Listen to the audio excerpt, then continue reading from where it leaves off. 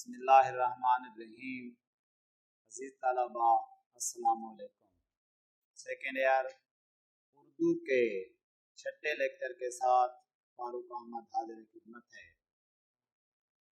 عزیز طلباء، second year کی کتاب میں تیسرا سبق نواب محسن الملک، جیسا کہ میں نے وائٹ بورڈ پر تحریر کر دیا، میں آپ کو دکھا دیتا ہوں۔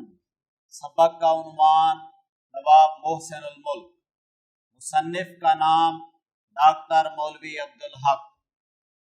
عزیز طلباء، اس سبق کی صنف خاکہ نگاری، ہم کہہ سکتے ہیں خاکہ نگاری، خاکہ نویسی، اور جس کتاب میں سے یہ سبق لیا گیا ہے اس کتاب کا نام ہے چند ہم عصر۔ اس کتاب میں سے ٹینتھ میں بھی آپ ایک سبق پڑھ کے آئے، نام دیو مالی۔ عزیز طلباء، مصنف ڈاکٹر مولوی عبدالحق، ان کو بابا اردو بھی کہا جاتا ہے کہ انہوں نے اردو کی ترقی کے لیے، ترویج کے لیے، اشاعت کے لیے، پھیلاؤ کے لیے رات دن کام کیا، یہاں تک کہ انہوں نے اپنی زندگی اردو کی ترقی کے لیے وقف کر دی۔ انہیں جب کہا جاتا کہ آپ شادی کر لیں، یہ کہتے تھے کہ میری اردو زبان سے شادی ہو چکی۔ انجمن ترقی اردو کے سربراہ رہے، خود کہتے ہیں کہ کئی دفعہ ایسے لوگوں سے بھی اردو کی ترقی کے لیے، اردو کی اشاعت کے لیے، ترویج اور پھیلاؤ کے لیے میں نے چندہ مانگا کہ عام روٹین میں ان کے ساتھ بات کرنا بھی گوارا نہ کرتا، لیکن اردو کی ترقی کے لیے جا کر ان کے آگے میں نے دامن پھیلایا۔ عزیز طلباء، پیدائش ان کی ہے 1870 عیسوی کی، اور صوبہ یو پی اتر پردیش اور ضلع میرٹھ۔ وفات ان کی ہے 1961 کی کراچی میں۔ بیٹا، سبق کا عنوان نواب محسن الملک۔ اب محسن الملک کا تعارف کیا ہے تو آپ کتاب پر دیکھیں گے کہ سبق میں نواب محسن الملک کے اوپر حاشیے کا نشان لگا ہوا ہے، اور نیچے معلومات دی گئی ہیں، میں ان کو پڑھ رہا ہوں۔ جن چیزوں کو آپ نے انڈر لائن کرنا ہے، معروضی کے لیے جو چیزیں آپ نے ذہن میں رکھنی ہیں وہ بھی ساتھ بتا دیتا ہوں۔ محسن الملک، ان کا نام ہے نواب سید مہدی علی خان۔ پیدائش ان کی 1837 عیسوی اور وفات ان کی ہے 1907 عیسوی کی۔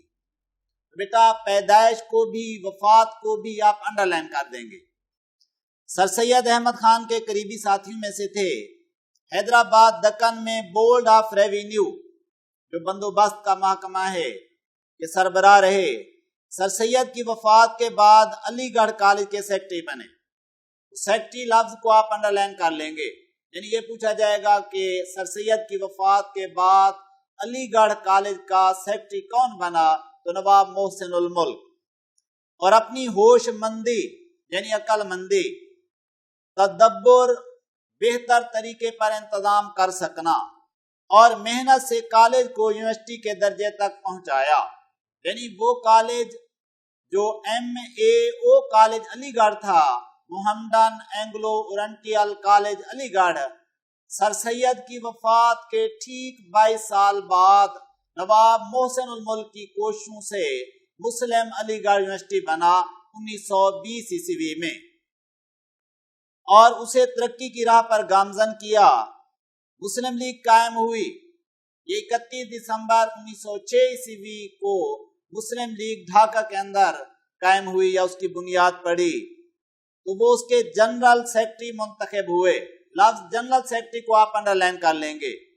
مسلمانان ہند پر ان کے بڑے احسانات ہیں، یعنی ان کے ساتھ انہوں نے نیکیاں کی ہیں اور ہمیشہ ان کی بھلائی کے لیے، خیر کے لیے، فلاح کے لیے کام کرتے رہے ہیں۔ بیٹا ریڈنگ کرتے ہیں سبق کی، ساتھ میں میں نے مشکل الفاظ کے معنی لکھے ہوئے ہیں، اور اگر کوئی لفظ رہ گیا ہے تو اس کی بھی میں وضاحت کرتا ہوں گا۔ قدرت نے نواب محسن الملک مرحوم کو بہت سی خوبیاں عطا کی تھی۔ اب یہاں قدرت سے مراد کیا ہے؟ اللہ تبارک و تعالی۔ مرحوم جو پہلے ہی وفات پا چکا ہو، رحلت فرما چکا ہو، خوبیاں، اوصاف، وصف، اچھائیاں عطا کرنا، نواز دینا، یعنی اللہ تبارک و تعالی نے نواب محسن الملک کو بہت سے اوصاف سے نواز رکھا تھا۔ اب وہ اوصاف کیا ہیں؟ وجاہت۔ تو بیٹا وجاہت کہتے ہیں خوبصورتی کو، ذہانت، ذہن کی تیزی، عقل کا تیز ہونا، خوش بیانی، میٹھے لب و لہجے میں گفتگو کرنا، اچھے انداز میں گفتگو کرنا، اور فیاضی بیٹا کہتے ہیں سخاوت کو۔ ان کی ایسی عام اور ممتاز صفات تھی، ممتاز کہتے ہیں منفرد کو، انفرادی کو، کہ اور کسی کے پاس یہ صفتیں نہیں تھی۔ نواب محسن الملک کے پاس یہ اوصاف، یہ خوبیاں، یہ وصف موجود تھے۔ ایک راہ چلتا بھی چند منٹ کی بات چیت میں معلوم کر لیتا تھا۔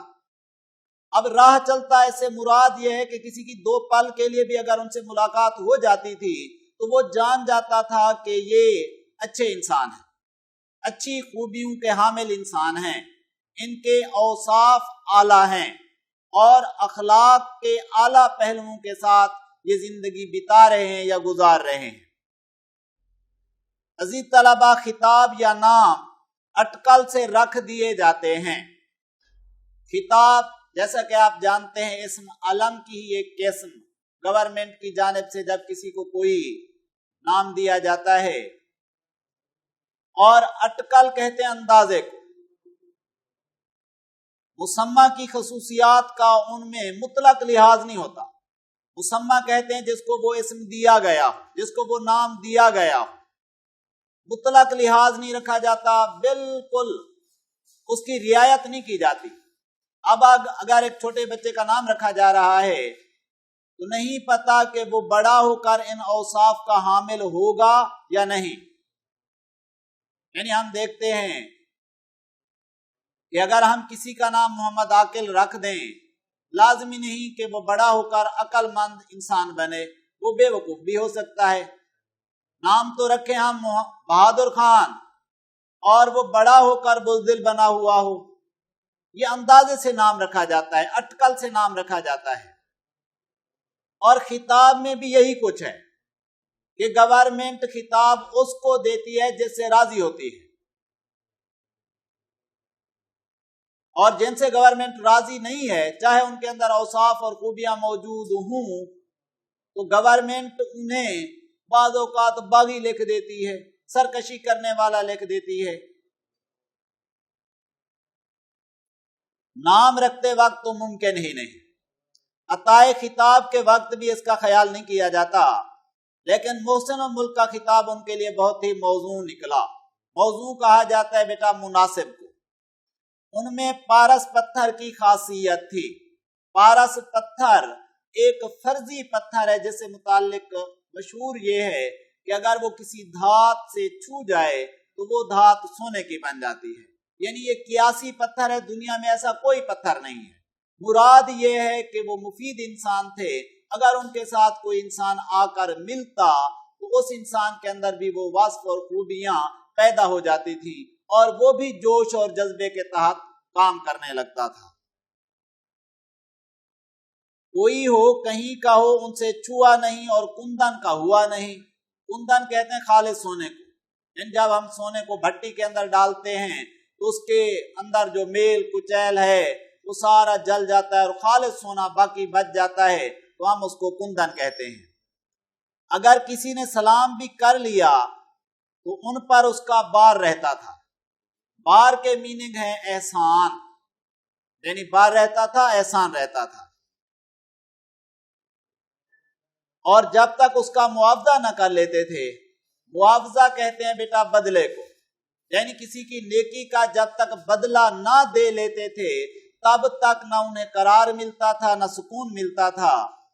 ना उन्हें चैन आता, यहाँ तक कि वो अपने दुश्मन को भी ना भूलते थे। मुराद ये है कि वो दुश्मन के साथ भी नेकी करते थे, मुखालिफ के साथ भी नेकी करते थे। इसीलिए तो बशीर बदर ने कहा है कि मुखालफत से मेरी शख्सियत संवरती है, मैं दुश्मनों का बड़ा एहतराम करता हूँ।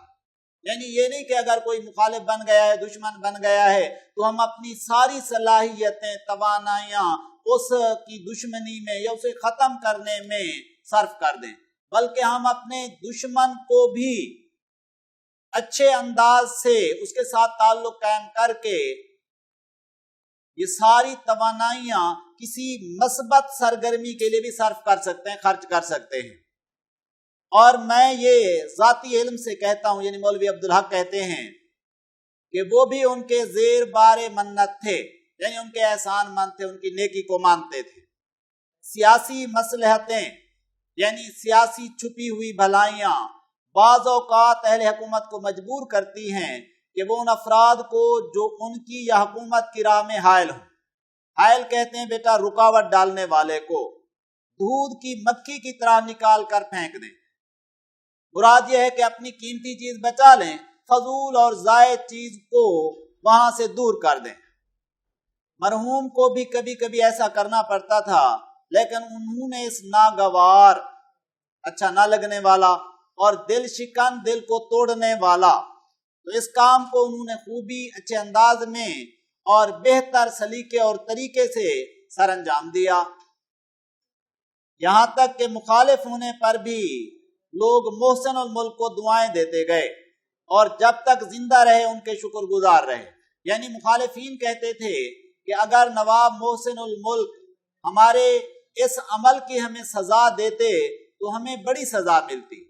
ये उनकी हमारे साथ अच्छाई और भलाई है कि उन्होंने बेहतर अंदाज में काम किया और हमें हमारी इस लग़ज़िश, खता या गलती की इतनी बड़ी सजा नहीं दी। वो जौहर काबिल थे। इस सबक का दूसरा पैराग्राफ, दूसरा इक्तबास बहुत ज्यादा अहमियत का हामिल है, कई दफा फाइनल एग्जाम में आ चुका है और इसे आपने वेरी इंपॉर्टेंट या बहुत ज्यादा अहम का नोट दे देना है। वो जौहर काबिल थे। बेटा जौहर कहते हैं खालिस चीज को, खालिस उनसर को, खूबी को कह सकते हैं, वस्फ को कह सकते हैं, अच्छाई को कह सकते हैं, मगर मौके की ताक में थे। यानी जब भी किसी काम को सरअंजाम देना होता था या पाए तकमील तक पहुंचाना होता था तो वो इस मौके की ताक में रहते थे कि वक्त भी है ये काम करने का या नहीं। हैदराबाद में उनकी सियासतदानी, अजीज तलबा, सियासतदानी कहा जाता है सियासी समझ बूझ को, और नाम आया हैदराबाद का तो बरे सगीर पाक व हिंद में हैदराबाद दक्कन एक मुस्लिम रियासत जिसमें ज्यादा अवाम जो है उनका मजहब हिंदू था और उनका हुक्मरान जो है वो मुसलमान था, और हैदराबाद दक्कन के हुक्मरान कहलाते थे निजाम। बरे सगीर पाक व हिंद में जब बंटवारा हुआ, तकसीम हुई, तो कम अज कम 635 रियासतें काम कर रही थी और उनमें एक रियासत हैदराबाद दक्कन भी थी। हिंदुस्तान की तरक्की याफ्ता रियासतों में इसका शुमार होता था और पार्टीशन के वक्त, तकसीम के वक्त, बंटवारे के वक्त, बरे सगीर पाक व हिंद का जब बंटवारा हुआ तो अंग्रेजों ने यह कहा कि जो रियासत इलाकाई तौर पर मुतसिला रियासत है, किसी मुल्क के साथ जुड़ी हुई रियासत है, तो उसके साथ अपना इलाहा कर ले। अलहदा मुल्क बनकर या मुमलिकत बनकर वो अपनी रियासत का वजूद कायम नहीं रख सकते। रियासती तनाज़ात में एक तनाज़ा या झगड़ा हैदराबाद दक्कन का भी है।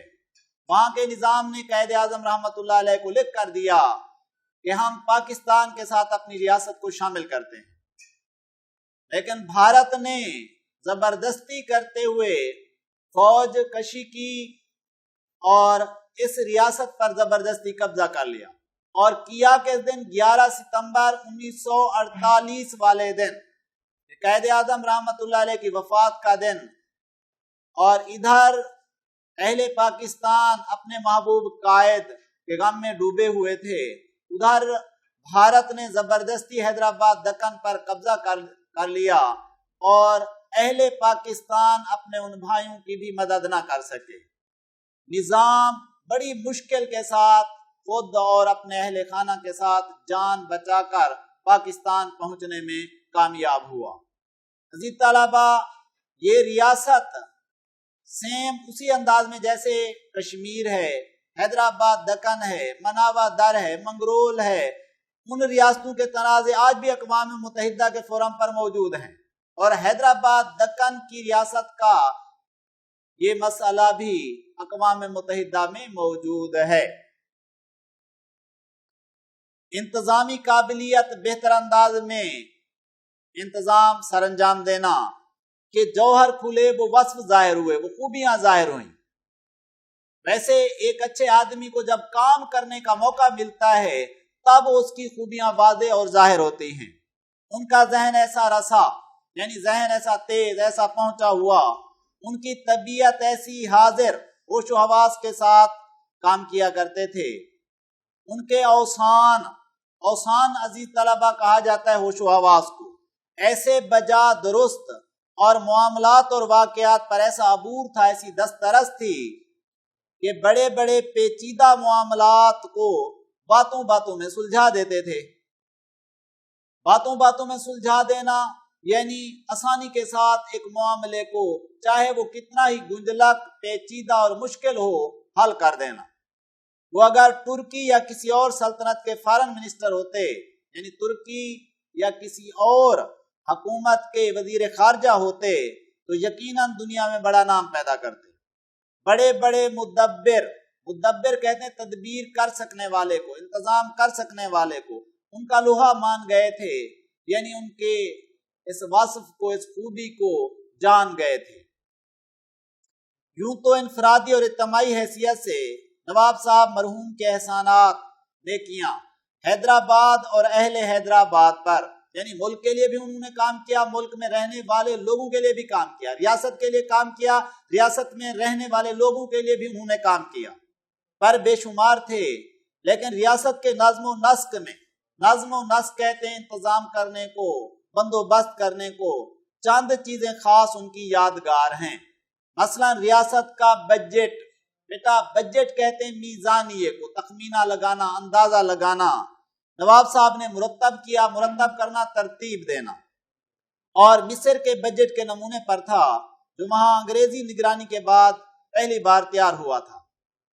बंदोबस्त का महकमा भी उन्हीं का कायम किया हुआ है। तो बेटा आपने मिस्र लफ्ज को अंडरलाइन कर लेना। ये पूछा जाएगा कि रियासत का जो पहला बजट बना वो किस गवर्नमेंट के नमूने पर था, तो अंग्रेजी गवर्नमेंट जब मिस्र में कायम थी तो वहां की गवर्नमेंट के तरीके पर, खाके और नमूने पर हैदराबाद दक्कन की रियासत का बजट तैयार किया गया। बंदोबस्त का महकमा भी उन्हीं का कायम किया हुआ है। ये बोर्ड ऑफ रेवेन्यू जो जमीनों से मुताल्लिक जमीनों को नापना और फिर टैक्स, माल गुजारी, आबियाना लेना, मालियाना लेना, ये सारी इस्लाहात नवाब मोहसिन उल मुल्क ने की। जिसने अराजी की पैमाइश का काम किया, यानी जमीनों को नापने का काम किया। इसके अलावा फिनांस, इक्तसादियात और माल गुजारी, टैक्स जमा करना, इसमें बहुत सी इस्लाहें की, दुरुस्तियां की, जिनकी तफसील का, वजाहत का ये मौका नहीं। ये उनके समाने नवीस का काम है। तो बेटा मैंने लिख दिया कि समाने नवीस किसको कहा जाता है। समाने नवीस जिंदगी के हालात तहरीर करने वाला, यानी जो किसी की जिंदगी के वाकयात लिख रहा हो, जिंदगी के हालात तहरीर कर रहा हो, तो वो कहलाता है सवाने नवीस। हैदराबाद में बड़े बड़े लोग आए और गए, लेकिन अब तक किसी को वो मकबूलियत और हर दिल अजीजी हासिल नहीं हुई। यानी हैदराबाद दक्कन में काम करने के लिए लोग आते थे जो अपने आप को माहिर और फाइक समझते थे, बरतर और आला समझते थे। वो उस रियासत में आए, काम करके फिर चले भी गए, लेकिन जो शोहरत, जो मोहब्बत दिलों के अंदर जगह नवाब मोहसिन उल मुल्क को मिली और किसी को वो जगह हासिल ना हुई। ہمارے ملک میں خوش آمدیوں کی کمی نہیں۔ برِ صغیر پاک و ہند میں خوش آمدی لوگ بہت زیادہ تعداد میں موجود ہیں، اور وہ اس وقت تک ایک منصب والے، عہدے والے شخص کے پاس رہتے ہیں جب تک اس کے پاس وہ منصب ہے، وہ عہدہ ہے۔ یعنی یہ ایسے ہیں کہ جیسے مکھیاں مٹھاس پہ گرتی ہیں، جب تک مٹھاس باقی ہے تب تک مکھیاں وہیں پہ ہیں، اور مٹھاس ختم ہوئی اڑ گئیں۔ یا اسی طرح ان کا تعلق سورج مکھی قبیلے سے ہے کہ جب تک دیکھا کہ سورج عروج پر ہے تو ان کا رخ ادھر ہوا، جو ہی سورج غروب ہوا تو انہوں نے اپنا چہرہ گھما لیا، وہاں سے ایسے نکلے کہ کبھی ادھر آشنا تھے ہی نہیں۔ تو کہا کہ ہمارے ملک میں خوش آمدیوں کی کمی نہیں۔ اقبال نے کہا تھا کہ 100 کام خوش آمد سے نکلتے ہیں جہاں میں، جسے دیکھو خوش آمد کا ہے بندہ۔ وہ ہر بڑے اور صاحب اقتدار آدمی پر اس طرح ٹوٹ کر گرتے ہیں جیسے شہد پر مکھیاں، لیکن سچ اور جھوٹ کا امتحان اس وقت ہوتا ہے جب وہ بڑا آدمی اپنے اقتدار یعنی منصب، عہدے، حکومت یا منصب سے محروم ہو جاتا ہے۔ نواب محسن الملک کی رخصت کے وقت حیدرآباد میں کوہرام مچ گیا تھا۔ اصل میں یہ تھا کہ نواب محسن الملک کی صحت خراب رہا کرتی تھی اور شدید موسم کو برداشت نہیں کر سکتے تھے۔ حیدرآباد دکن کا موسم شدید تھا، تو جب شدت والا موسم آتا تو یہ حیدرآباد دکن چھوڑ کر کسی ساحلی شہر میں چلے جاتے تھے جیسے ممبئی۔ تو ایک موقع پر انہوں نے کہا کہ آج سے میں حیدرآباد دکن کو چھوڑ رہا ہوں اور ہمیشہ کے لیے بمبئی جا رہا ہوں۔ تو ایسے ہوا کہ لوگ ان کی جدائی برداشت نہیں کر سکتے تھے۔ بعض اوقات اسٹوڈنٹ یہاں یہ سمجھ لیتے ہیں کہ جیسے نواب محسن الملک کا انتقال ہوا ہو، ان کا انتقال نہیں ہوا، انہوں نے حیدرآباد دکن سے رخصت لی اور ادھر سے ممبئی چلے گئے۔ تو بیٹا صرف مرے پہ نہیں روتے، بچھڑے کے لیے بھی روتے ہیں، یعنی جو آپ سے جدا ہو جائے تو اس پر بھی رونا آتا ہے۔ تو یہاں سے وہ رخصت ہوئے، وفات کا کوئی ذکر موجود نہیں ہے۔ بعض آئینہ جات میں غلطی سے وفات لکھا گیا ہے، تو آپ نے اسے رخصت ہونا، وہاں سے چلے جانا سمجھنا ہے، وفات نہیں۔ اور ہزارہ آدمی کا ٹھٹھ یعنی ہجوم، بھیڑ، رش اسٹیشن کے باہر اور اندر لگا ہوا تھا۔ سینکڑوں آدمی جن میں امیر، غریب، بیوائیں اور یتیم سبھی تھے، زارو قطار رو رہے تھے۔ اصل میں نواب محسن الملک ان لوگوں کا خیال رکھا کرتے تھے، تو اس لیے وہ ان کی جدائی برداشت نہ کر سکتے تھے۔ وہ کیا چیز تھی جس نے چھوٹے بڑے سب کا دل موہ لیا تھا؟ دل موہ لینا، دل کے اندر جگہ بنا لینا۔ عزیز طلبہ، وہ انسان جو کسی کا خیال رکھتا ہو، اور خاص طور پر ان لوگوں کا کہ جس سے اسے منافع کی یا فائدے کی کوئی توقع بھی نہ ہو، بلکہ ان کو فائدہ وہ پہنچا رہا ہو، جیسے کوئی یتیم آدمی ہے، کوئی غریب آدمی ہے، یا پھر چھوٹے چھوٹے ملازم ہیں، ان کی ضروریات کا خیال رکھنا، تو صاف ظاہر ہے کہ ایسے کام سے پھر دل کے اندر جگہ بن جاتی ہے۔ تو نواب محسن ملک کے لیے ہر طرح کے یا ہر نوع کے لوگوں میں ایک جذبہ اور ہر دل عزیزی پیدا ہوئی، اور وہ نہیں چاہتے تھے کہ یہ حیدرآباد دکن کو چھوڑ کر کہیں اور چلے جائیں۔ عزیز طلبہ، آج کے لیکچر کو میں یہیں پر ختم کرتا ہوں۔ انشاءاللہ تعالیٰ اگلے لیکچر کے ساتھ حاضر ہوں گا۔ اللہ حافظ۔